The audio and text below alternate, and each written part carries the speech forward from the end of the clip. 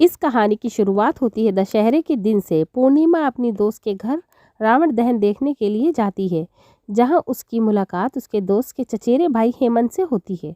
दोनों एक दूसरे को जानते हैं और फिर दोनों की दोस्ती हो जाती है। हेमंत से ये मुलाकात पूर्णिमा के लिए कुछ नया लाई थी। अब तो हेमंत से पूर्णिमा का मिलना जुलना बढ़ गया और कुछ दिन बाद और देखते ही देखते वो दोनों अच्छे दोस्त बन गए। हेमंत और पूर्णिमा की ये दोस्ती बहुत आगे बढ़ती गई और अब तो हेमंत को पूर्णिमा से प्यार हो गया और उसने पूर्णिमा से अपने प्यार का इजहार तक कर दिया। हालांकि पूर्णिमा थोड़ा असहज हुई, क्योंकि उसके जीवन के इस खालीपन में ऐसा पहली बार हुआ था कि किसी से वो इतने करीब आई थी। उसका प्यार का इजहार उसके सामने करना, ये सब नया था पूर्णिमा के लिए। पूर्णिमा ने तब तो कुछ नहीं कहा, पर बाद में हमेशा हेमंत के बारे में सोचती और अपने मन में ख्वाबों को बुनती रहती। कई बार तो उसने ये बात हेमंत को भी साझा की, और जो बात आगे बढ़ी तो पूर्णिमा के इस खालीपन की जगह को हेमंत का ऐसा असर हो गया था कि अब तो पूर्णिमा को भी हेमंत से प्यार हो गया। अब दोनों की प्यार परवान चढ़ने लगा और दोनों का प्यार ऊंचाई आसमान छूने लगी। बात लोगों तक पहुंच गई और इस पर इतनी बड़ी कि खबर का दोनों के परिवारों के दहलीज तक आ गई थी। बात जब पूर्णिमा के परिवार तक पहुंची तो पूर्णिमा के परिवार वालों ने पूर्णिमा को काफ़ी समझाया।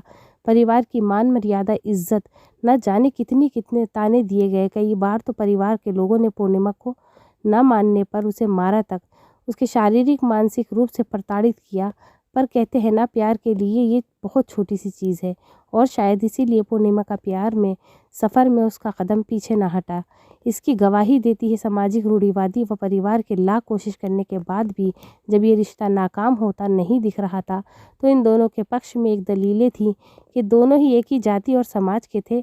जब दोनों के इस रिश्ते को नामंजूर करने की सारी कोशिशें नाकाम हो गई तो दोनों की सगाई करवा दी गई।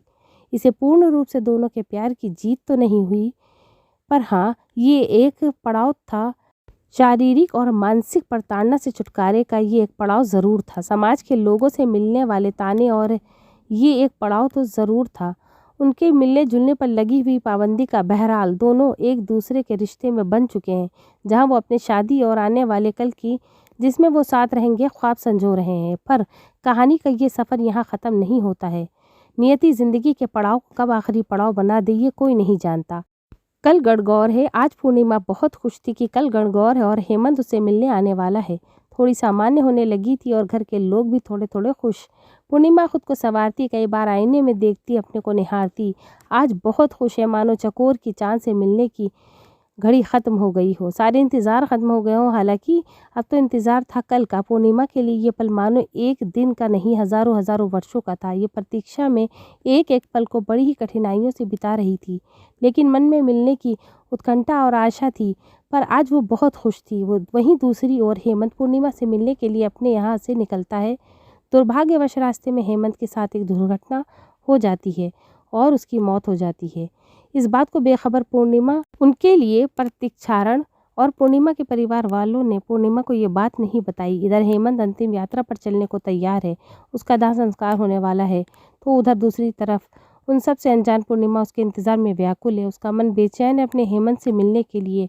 शायद अंतिम यात्रा में वो हेमंत के साथ हो सकती थी, क्योंकि हेमंत अब इस बार इस सफ़र से लौट कर बहुत दूर जा बैठा है। हेमंत का दाह संस्कार हो जाता है, किंतु पूर्णिमा अपने हेमंत के इस आखिरी सफ़र और उसके लिए आरंभिक दुर्घटना सफ़र से अब भी अनजान है। एक कभी ख़त्म ना होने वाले इंतज़ार में ही रहती है। इधर हेमंत की मौत की खबर से अनजान जब पूर्णिमा को उसकी मौत की खबर मिलती है, तो पहले वो इस बात को स्वीकार नहीं कर पाती। वो ये सदमा बर्दाश्त नहीं कर पाती। उसका मानसिक संतुलन इतना बिगड़ जाता है कि वो ज़ोरों से चीखती चिल्लाती। उसकी ज़बान पर एक ही लफ्ज़ बार बार आता कि मेरा हेमंत कहीं नहीं गया। मेरे हेमंत, जिनके लिए मैं कल से पूजा करने वाली हूँ, वो गणगौर की पूजा में शामिल होने ज़रूर आएंगे। उन्होंने मुझसे न भूलने का वादा किया है, इसीलिए हेमंत ज़रूर आएंगे, मेरे हेमंत ज़रूर आएंगे। कभी चीखती, कभी ज़ोर से चिल्लाती, कभी अचानक अपने आप को सन्नाटे में बदल देती। फिर उस सन्नाटे को चीरती हुई अपनी चीख पुकार से हमेशा एक ही बात दोहराती, मेरा हेमंत ज़रूर आएगा, मेरे हेमंत मुझे छोड़कर नहीं जाएंगे। अब इस बात को कुछ महीने बीत गए हैं, पर उसके ज़ुबान पर एक ही बात है, मेरे हेमंत तो मुझे छोड़कर नहीं जा सकते, वो ज़रूर आएंगे। इसके बीच परिवार के लोग, समाज के अन्य लोग जो इसके परिवार प्यार को नाकाम करने में अपनी तमाम कोशिशें कर चुके थे। वो लोग जो कभी न जाने कितने ताने सुनाया करते थे तो कभी तानों की बरसात कर दिया करते थे। आज उनकी आंखों से आंसू और पूर्णिमा की हालत देखकर वो लोग उनके प्यार की बात कर रहे हैं जिन्होंने कभी उनके प्यार को नहीं समझा, और प्रार्थना कर रहे हैं कि पूर्णिमा को जल्द ठीक हो जाए, उसकी ज़िंदगी की खुशियों की दुआएं मांग रहे हैं। क्या उनके आंसुओं में पश्चाताप के आंसू हैं? क्या इन समाज के परिवार के लोगों की हमदर्दी में, उसकी सोच में परिवर्तन की कोई किरण झलक रही है?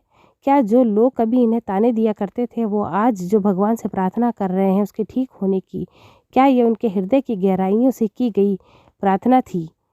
बहरहाल कहानी में आपको आगे लिए चलते हैं।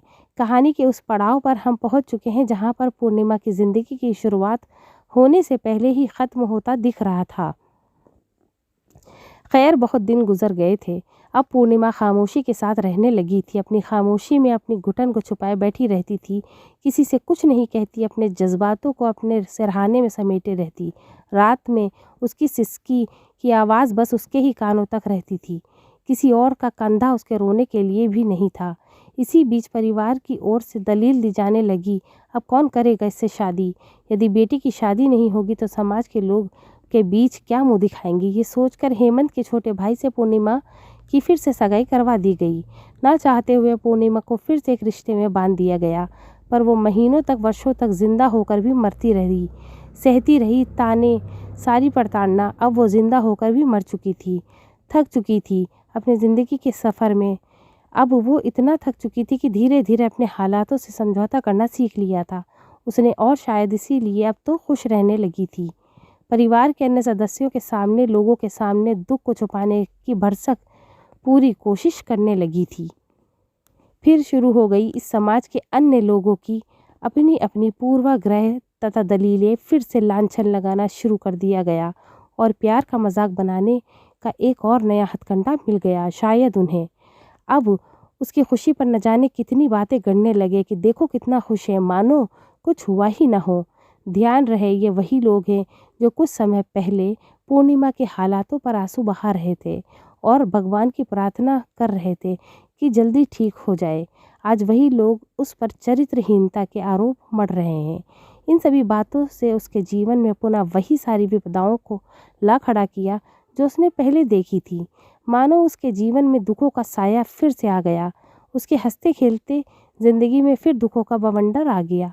अब वो फिर से टूटने लगी। समाज ने तो यहाँ तक कहना शुरू कर दिया कि इसने जो कुछ भी किया था वो सब नाटक था, वो सारा प्यार, वो सारा दुख तो दिखावा था, वो तो महज एक छल। और पूर्णिमा से अब उसके ससुराल वालों ने फिर से सगाई तोड़ दी, ये कहकर कि हमारे एक बेटे की मौत की जिम्मेदार यही है, अब दूसरे को ना मार दे, इसके कारण हमारे मान सम्मान इज्जत को ठेस पहुंचती है।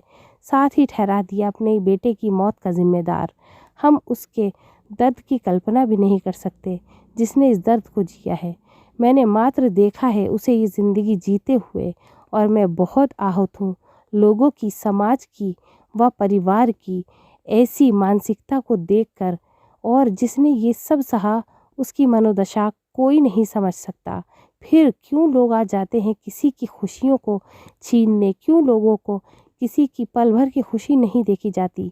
उसके दर्द को नहीं समझ सकते तो मत समझो उसे और दर्द तो न दो।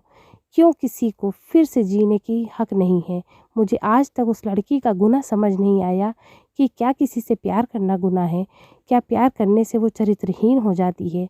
और क्या उसका गुनाह था कि क्या उसका प्यार अधूरा रह गया? उसका गुनाह ये था कि उसने फिर से जीना चाहा। प्यार के नाम पे लोग न जाने कितने भाषण देते हैं, न जाने कितनी सारी उपमाएं दी जाती हैं। कान्हा जी और राधा जी के प्रेम को लोग पूजते हैं, क्या वाकई में पूजते हैं? मैं नहीं मानती ऐसा कि लोग मानते हैं भगवान के उस प्यार को।